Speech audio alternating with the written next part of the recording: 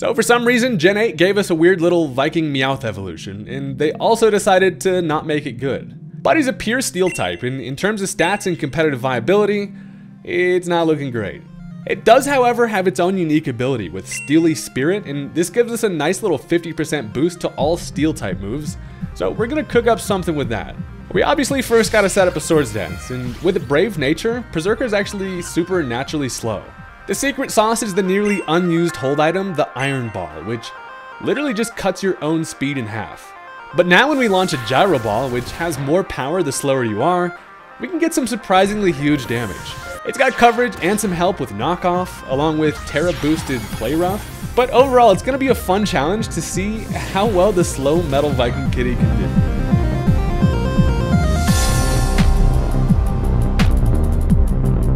Look, Galarian Meowth and Perrserker are cool and all, but I can't help but feeling like Persian got a little bit hoed on this one.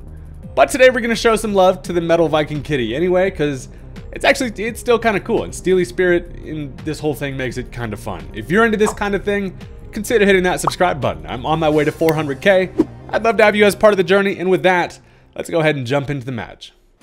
Alright, so I will say, finding a position for this Perrserker, it's gonna be a challenge. Buddy's slow, so he has to take attacks, and it's not gonna be the easiest, but we're determined. So, as my opponent leads off with everybody's least favorite buff, Zubat, I have myself a horse. And turn one, freaking Gliscor is gonna do some annoying Gliscor nonsense. They're gonna go for the Toxic, and that's not great for Mudsdale. This thing's whole, shtick is being able to stay around and get stamina boost and then hit stuff hard, but a Toxic is really gonna set me off on a timer, and also it ties my nuts in a knot. So with that, it does also get its own Toxic to activate its freaking Poison Heal whenever it gets hurt.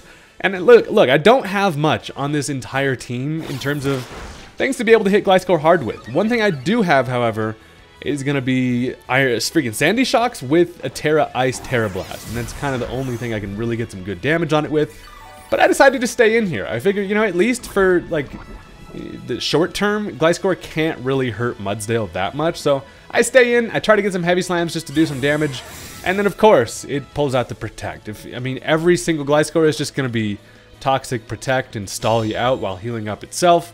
And that, my friend, is why we hate you. Gliscor is such a sick Pokemon, but God, is it one of the worst things to play against ever. So, I'm over here below half health at this point. Toxic is starting to rack up, and also, there's things like at full health. So, I honestly realized that I'm just going to let this Mudsdale go down. If I can get a free position to bring in the Sandy Shocks, I can surprise it with Terra Ice Blast, but they actually swap out. They're going to go into the Corviknight here. It does take some Stealth Rock. I imagine they probably want to just go ahead and get up a Defog, which would be annoying to have my Stealth Rock taken care of, but it's fine. I do Heavy Slam it, take some Rocky Helmet, and some Poison, and now all of a sudden, Mudsdale is dead, pretty much, which is not great. But I also now realize that this thing's just going to go for a Defog, and I can actually grab myself a spot to bring in the Sandy Shocks here, and that's going to do a couple different things. First of all, I obviously threaten the Corviknight out with the Thunderbolt, but as I come in, I get my nice little booster energy, which is always fun, and now we are going to be faster than everything they've got. So I saved the Mudsdale for a potential Death Fodder switch in later.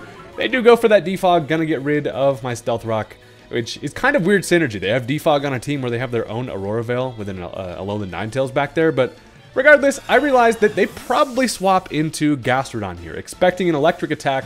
I'm going to go for the Earth Power. Turns out it is going to be the Gliscor, and that's also, while, it's going to be floating above the Earth Power, that's fine, because again, this is the only thing I have that can pretty much delete this Gliscor, so I am going to take advantage of that. It's why this was a good middle ground switch in here, is because if they go Gastrodon, I get a big Earth Power, and then if they go Gliscor, I can now pull out the Terra, so I have to go for this Ice Terra. Gliscor is the kind of game-changing mon that you just need to use up your resources on, so I got the Spinning Snowflake. I'm a cool little magnet head, and I'm really hoping for no Protect here. Luckily, they do not click Protect, and that allows me to fire off a nice little Ice Blast, and that is definitely going to be a dead Gliscor. So at least, it didn't cause too much mischief today, and we'd love to see that thing fade away. So with that, we're actually feeling pretty good. I'm in a pretty decent spot with the crazy prehistoric Magneton here, and they now decided to bring in Ninetales. One fun thing about this interaction is with that snow setup, I actually get a free boost to my own physical defense with that, 50% as long as the snow is up, considering now I'm Ice type. And I also know that I don't really die from a Ninetales. Plus, they're probably going to want to set up their Aurora Veil, so I can get a nice little hard-hitting Thunderbolt. Does do around half.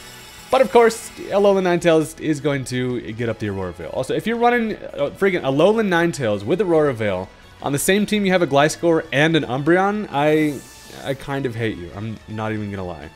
Buddy is definitely playing toward the defensive side, and I've got to try to brute force my way through it. So they are now going to swap into the Gastrodon, just expecting another T-Bolt to come through. Probably should have clicked the Earth Power there, just knowing that that play was open. But at this point, I don't really have much incentive to switch. I also, you know, I know that this thing can't really hit me that hard in return. I'm going to go for the Earth Power, which does basically nothing. I then get my ass Earth Powered in return. And while it doesn't do much, it does more than what I'm doing to them, and they have leftovers. And this is the kind of snail that just doesn't die. I wish I had some grass coverage. I do not. So now I decide to make a play. I figure one thing that can actually set up pretty nicely versus the Gastrodon is going to be our good friend Eelektross. This is a coil physical setup. If you're interested in this, also broke the game there for a second. Go ahead and check out the Eelektross video. Nobody expects to see this thing going for coil, and it's actually pretty sick. We levitate above the ground. Fella's got no weaknesses, and we're just slithering around out here in the snow, having a nice little time. So versus the Gastrodon, I'm going to go for a coil. I'm like, you know what? I need to definitely have some type of setup to get myself an upper hand in this matchup just because they're so defensive. So as I go for that coil, they're going to swap into Umbreon, which is perfect. Most of the time, Umbreon going to be more of a special defense wall, and Eelektross also most of the time going to be more of a special attacker. So with that coil, we immediately kind of have the upper hand here in that I, you know, can hit this thing on the physical side. And yeah, I mean, while the Aurora Veil's up, I'm not going to be able to do too much, but at least I can continue to set up in this thing's face. But of course, it has Toxic, and it's also just a standard Umbreon, and you know, being Toxic is very annoying. The coil setup is kind of reliant on not taking continual chip, but I at least get 2 coils up. I am poisoned, but now I got to try to get as much value out of Eelektross as I can before I just, you know, slowly wither away to this damn poison all over the place.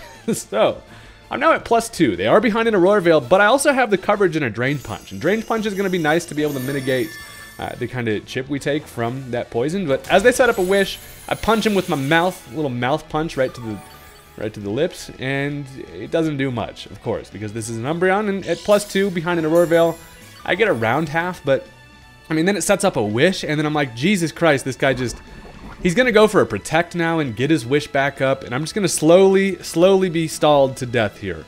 But I'm gonna do everything in my power to make that not happen. So if he's gonna go for Protect, he's gonna click it now, and I realize either that or he switches. So I clicked Knock Off instead, but they do not Protect, thank God. I was about to go insane, but they swap into the Ninetales here. So Ninetales is gonna go ahead, get that Snow back up, so it gets that 50% defensive boost. Also still behind the Veil, I'll get the Knock Off. And the biggest value I get out of that is knocking off the Light Clay. Now when they do set up their Aurora Veil, inevitably again, it's not gonna stick around for nearly as long. So it also comes in, gets the Wish. Buddy has honestly pretty solid turn control over here. He switches the Ninetales in on a turn where it gets a Wish. The Aurora Veil is now going to wear off. I'm still being whittled down to a Toxic, and I'm kind of screwed. So Aurora Veil does go away, which is great. I now know that they're for sure just going to set that shit up again. So I'm kind of free to click the Supercell Slam at least for my biggest possible damage. They do get up the Aurora Veil, and I am not able to do damage to freaking anything. I mean, I do at least get this thing to half, but it's just potentially going to get wished back up again.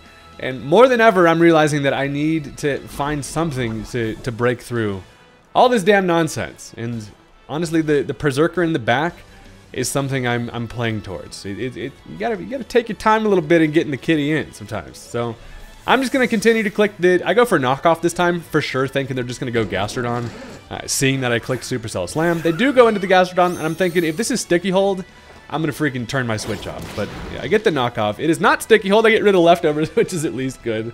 And you know, the bad news is freaking Eelektross is still taking Toxic Chip. It's now to the point where it's actually a pretty deadly Toxic. A couple more turns, and we're gonna end up on somebody's plate in the form of some freaking sushi. So that is not great. I am also not able to do nearly enough to this Gastrodon with anything. So I just click the Drain Punch in hopes that I can get it to at least half, and I'm like, you know, it's probably going to recover, and then my ass is out of here. I'm sick of it, but it doesn't recover. Luckily for me, they go for a Muddy Water. Doesn't quite knock me out, but of course now I'm just in range to where the Toxic can. And while Eelektross did his damn little eel best, it's not enough for the pure freaking defense that this guy is coming at us with. I have a bunch of random nonsense setup mons in first defense. not super great. But here's the thing, I do still have a lot of weapons left, and I need to play towards any type of win condition I can find. I'm thinking now maybe, hey look, Mimikyu might be able to potentially do it. They do still have the Corviknight in the back, which is going to be our worst enemy, but Corviknight generally can only really Brave Bird me. If it's like a body press set, that would be ideal. So I decide I'm going to go for a Swords Dance. I'm just trying to boost on literally everything I've got. And the Earth Power is going to at least take care of my disguise. The one thing I can't do yet is go for the Perrserker setup. And just knowing that damn Corviknight is back there just really busts my balls. So the red card activates, and funnily enough, it swaps in the one thing we didn't want it to swap in, which is of course the Corviknight. This thing is near, like, it has a little bit of chip on it, but behind an Aurora Veil and all that, it's not looking great. The one thing I can play toward is that Shadow Claw has a high crit chance. Also, most of the time Corviknight doesn't have coverage or any type of steel damage. So I go for that Shadow Claw, of course, to not get the crit, and then Corviknight has the Iron Head. So I haven't even seen a Corviknight with Iron Head coverage in a while. This one has it, of course, and that takes care of my Mimikyu. So here's the thing, Aurora Veil goes away, and now I'm realizing my only real shot here is I'm gonna go Perrserker, baby. There's definitely some shit working against us in bringing in the Piss Kitty, but I'm gonna do whatever I can here, and that is gonna rely on setting up Swords Dances. This is kind of an interesting, like, dynamic here. It's like full defense versus my team just full offensive setup. So they go for a Roost because of course this thing gets its health all the way back to full, but at least that gives me a free little Swords Dance. And I also know the one benefit I have versus Corviknight is that it cannot touch me. Offensively, it probably has Brave Bird, it has the Iron Head, and I can take both of those all damn day long. So as now they swap back into the Ninetales, they're going to get a third, or they want to get a third Aurora Veil up, which they're probably going to be able to do. Because as I set up another Swords Dance, I'm at least chilling at +4 attack here. This is a very scary me out. Those claws are looking pretty damn sharp. So I can go for a Gyro Ball. They opt to set up that Aurora Veil, which is fine. Again, we got rid of that Light Clay, so it's only going to stick around for 5 turns. And at +4 attack, it's almost like that shit didn't even happen. So I finish it off with a Gyro Ball. I roll myself into a nice little steel Meowth-shaped ball, and then boom, Ninetales is taken care of. No more Veils, and this is the best kind of spot we've had in this match. I'm at +4 and feeling pretty good here. So they are going to go back into the Corviknight. Buddy is at full health, and you hate to see it. However, I realized first, I'm going to have to touch this thing a few times. Now they go for an Iron Head, probably trying to fish for a flinch. Luckily we do not flinch, and I tell him to knock that shit off. The knockoff actually does do pretty good damage.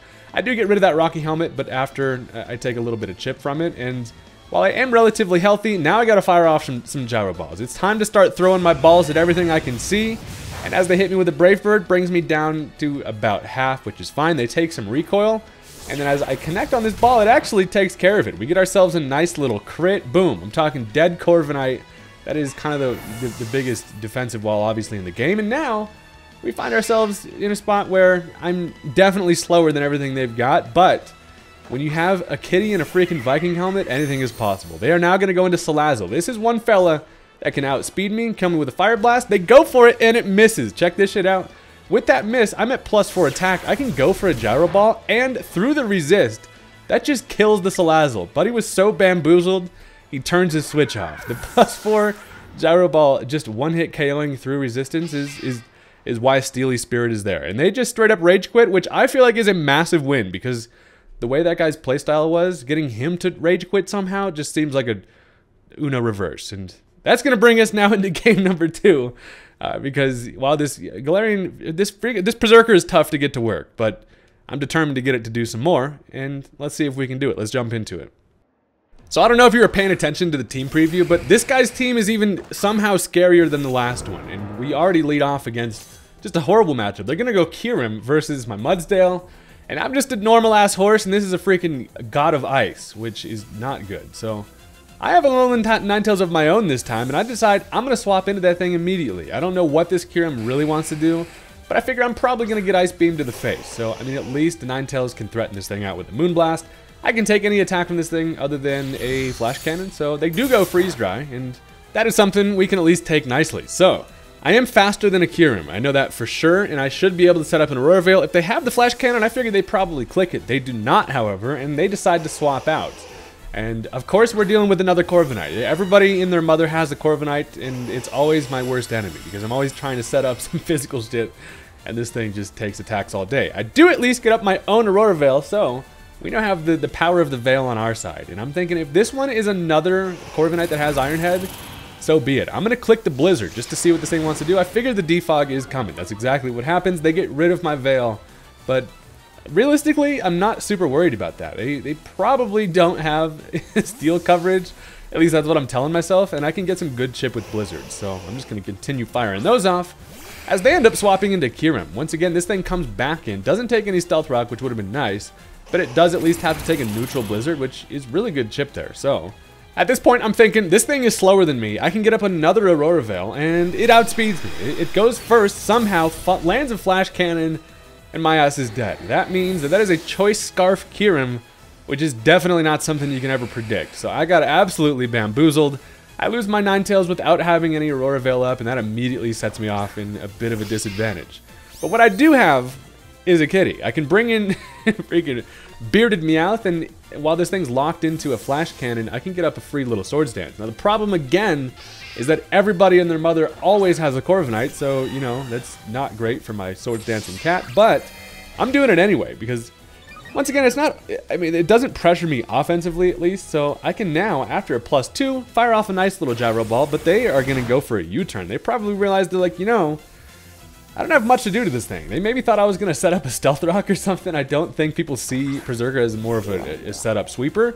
But as I go for that Gyro Ball, they U-turn into a Pecha and then boom, get your ass sent right to the Shadow Realm. Gyro Ball knocks it out in one hit just after a Swords Dance, and that is the power of this freaking Perrserker, which is really fun. So here's another fun part. They go into Cinderace, and I'm thinking, you know, you hate to do it, use up a Terra, but I'm going to do it anyway. I'm at +2, and goddammit, I'm going to get some value out of this Perrserker. I go for the Steel, or the Fairy Terra, because I know that surely a Pyro Ball is coming, and while I would die to a Pyro Ball, now with it just being a neutral hit, we should be able to live. So they kick the Flaming Soccer Ball right at my face. I live it easily, fire off a ball of my own, and look at this. Resisted Gyro Ball just kills the Cinderace, which is so incredibly satisfying, and you just love to see it. So, again, this is a situation where this Perrserker is a little bit used up here. I go for my Terror to get that satisfying Gyro Ball, but now they can sadly bring in pretty much any Mon in the world that is faster than me, and yeah, Ogerpon comes in, and Ivy Cudgel takes care of me, and at least I was able to get another super satisfying Gyro Ball. So I feel like that's a pretty decent win for the Perrserker. So, while we've done some damage to the squad, we've got a lot of game to be played, and I have a Penguin. I figure, you know what, it's time to crack open a cold one with the boys. If I can bait this Ogerpon into going for an attack here, I'd be in a pretty good spot with the Penguin. However, they realize that it's probably beneficial for them to leave that Ice Face intact, keep me slow, and also Kyurem comes back in. Not ideal. I go for a Belly Drum here, and while you know, this Penguin works really well against physical attackers. You should check out the Ice Cube video if you haven't already on the channel. It doesn't work great against special attackers. I'm now in a spot where while I do get my Belly Drum up, I am just going to get destroyed by a Flash Cannon again. And it just goes right through my Ice Face. So I have to conserve the Penguin. I figure I have nothing else to really switch into. This Kyurem is being really kind of a McAsshole. I go into the Skuntank because I figure at least I can take an attack from the thing. And it turns out I can take 2. Which is pretty cool. 2 Flash Cannons at least. And Skuntank is just going to try his little stinky best. So here's the thing. I know that they probably swap into Corviknight here, which is why I click Toxic Spikes over a freaking Gunk Shot. But the Toxic Spikes is not obviously great against the guy that's just going to defog me. But that's fine, because I have the taunt. I go for that T-Spikes just to give myself a little bit of pressure. I now know that a defog is coming. I can click the taunt. And you are not going to be defogging anything today, good sir. Those Toxic Spikes are going to stay up and hopefully help me out a little bit. So I'm now in a spot where I have 2 options. Either I Toxic Spikes or I go for a Sucker Punch, trying to get some chip here before I die. I opt for the Sucker Punch, just really hoping that they attack me there. They do not. They end up swapping back into Kyurem, and without Stealth Rock, this thing is not being punished for these swap-ins. So the Mudsdale lead really kind of screwed me over early, and I should have been trying to get up rocks earlier, but with that defogging Corviknight around, it's just not easy. So at least I do get this thing Toxic. It's got 1 level of poison, not a Toxic, but that's still at least pretty good. And now I don't have anything that switches into this. If you're looking for something that swaps into a Kyurem, you're gonna have a bad time. I decided to click the Sucker Punch, thinking maybe if it doesn't have enough to kill, it could put it at a point where the next poison damage does. However, it is able to live this poison damage, sadly, and while it does die to the next one, it's kind of unfortunate that that doesn't kill it there. So the only real thing I can do is now kind of rely on a late game Mimikyu setup. I go Mimikyu here because if they want to attack, they can break my disguise. That is fine. I'm at least going to be able to get up a free Swords Dance, and then bada bing, bada boom. Mimikyu is all of a sudden pretty scary. So they do just stay in, go for that Earth Power, break the disguise, bust my neck, just snaps my neck sadly. And here's the thing, the red card really kind of works against me there. It forces the Kyurem out, which is not something that I was super considering, because now that's real bad. Kyurem can come back. It was going to die to that poison damage, but instead it can just come back in for free and still at least have one more attack left in the chamber, which is not great. And now as I go for that Swords Dance, it actually swaps in the Ogerpon. So Ogerpon's in a spot here where if it's a plus attack nature, and Ivy Cudgel has a chance to kill me here, and I know that a Shadow Sneak cannot kill it, so I decide to roll the dice. They go for the Ivy Cudgel, and that just kills the Mimikyu. It does just straight up grab the kill, and honestly that red card really did not work well for me. Most of the time the red card Mimikyu is great, because it just kind of, it really forces out opposing setup mons, but at this point I have a plan. Don't even panic. I know you're sitting there panicked. I have a plan. I'm going to go into the Penguin here because now, look, if I go for a Belly Drum here, they're forced to have to break my disguise. Now they go for the Ivy Cudgel. I'm able to essentially take the free hit, and now it's going to turn me into no ice form, so I'm super fast. Base 130 speed. Not only that, but I can get that Belly Drum off and leave myself at 1 HP. I can barely live because of the little HP investment, and that gives me a Salac Berry. So now, look, I'm faster than Choice Scarf Kyurem at this point.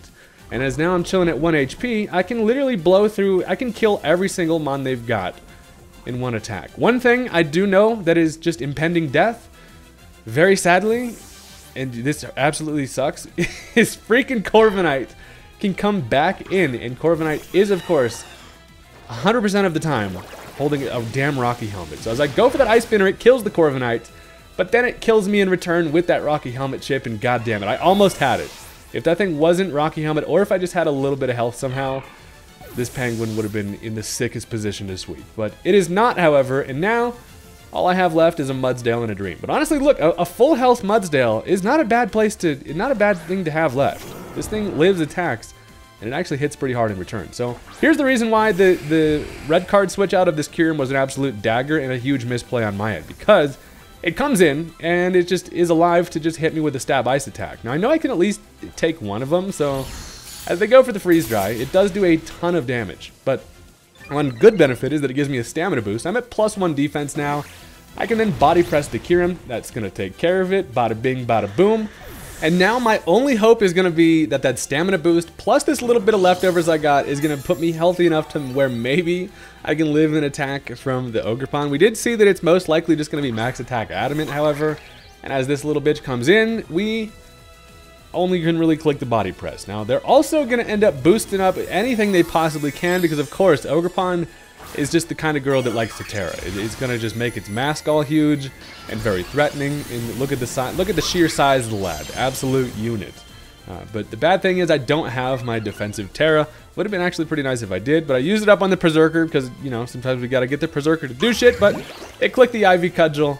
And can Mudsdale live it? I'm like, maybe? No, Mudsdale's dead. I get absolutely blasted by the Cudgel.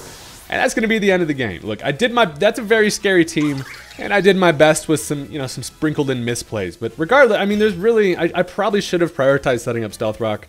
Anyway, that's sometimes the way it goes, you know? You win some and you lose some. But I still had a fun time with it, and I hope you did as well. I'll catch you next time. Peace out.